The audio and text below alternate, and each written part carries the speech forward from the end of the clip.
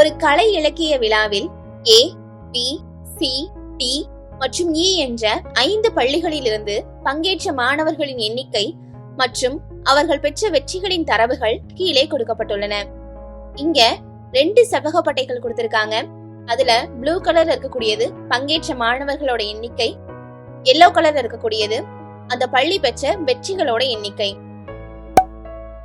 X அச்சுல பள்ளிகளோட பெயர்களும் Y அச்சுல எண்ணிக்கையும் கொடுத்திருக்காங்க. ஒய் அச்சுல ஒரு அலகு அப்படிங்கிறது 10 அப்படின்னு கணக்கிடப்பட்டிருக்கு.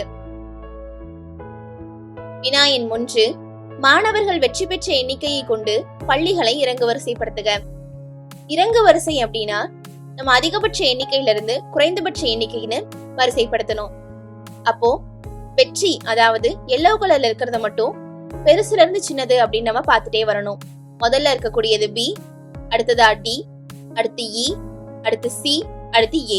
அப்போ வெற்றி பெற்ற எண்ணிக்கையை வச்சு பள்ளிகளை நம்ம இறங்கு வரிசைப்படுத்தணும்னா நமக்கு பி, டி, இ, சி, ஏ அப்படின்னு கிடைக்கும். அது ஆப்ஷன் டி ல இருக்கு, டிக் பண்ணிக்கோங்க.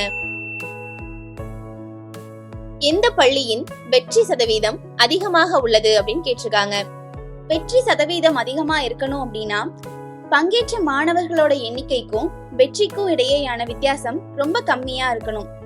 பள்ளி பிக்கு அப்படின்னு பார்த்தோம்னா பங்கேற்ற மாணவர்களோட எண்ணிக்கைக்கும் அவங்க பெற்ற வெற்றியோட எண்ணிக்கைக்குமான வித்தியாசம் 15 இருக்கு. ஆப்ஷன் பி ல இருக்கக்கூடிய இ பள்ளிக்கு கண்டுபிடிங்க.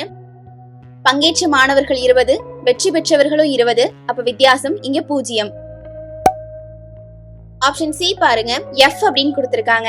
இங்க எஃப் அப்படிங்கிறது பள்ளிகளோட பெயர்களே இல்ல, அப்ப அதுவும் விடையா இருக்க வாய்ப்பு இல்ல. அடுத்ததா ஆப்ஷன் டி பாருங்க, ஏ பள்ளி.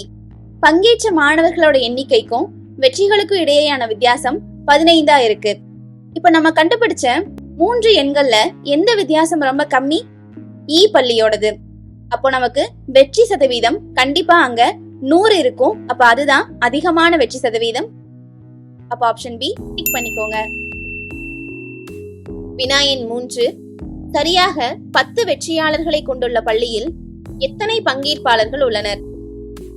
சரியா 10 வெற்றியாளர்கள் அப்படின்னா எல்லோ கலர் செவ்வகப்பட்டை 10க்கு நேரா எங்க இருக்குன்னு பாருங்க. பள்ளி 7 இருக்கு. அதுல பங்கு பெற்றவர்களோட மொத்த எண்ணிக்கை 25. அப்ப ஆப்ஷன் டி 25 தான் சரியான விடை, டிக் பண்ணிக்கோங்க.